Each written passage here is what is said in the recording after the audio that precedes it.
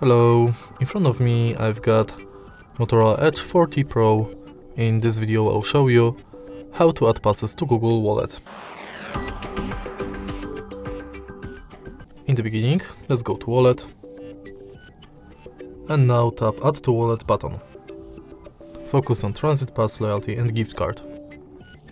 Firstly, let's go to Transit Pass, and if you are able to find your transit way, select it. You'll be redirected to a website where you have to finish the inside form. Next, let's select Loyalty, and now select Loyalty program you are participating in. You can scan your card or enter member ID manually. Tap Add to Wallet and it's done. In the end, let's select Gift Card, which is pretty similar to Loyalty card, because you have to select Shop, enter card number, PIN, balance, your notes, and tap Add to Wallet button.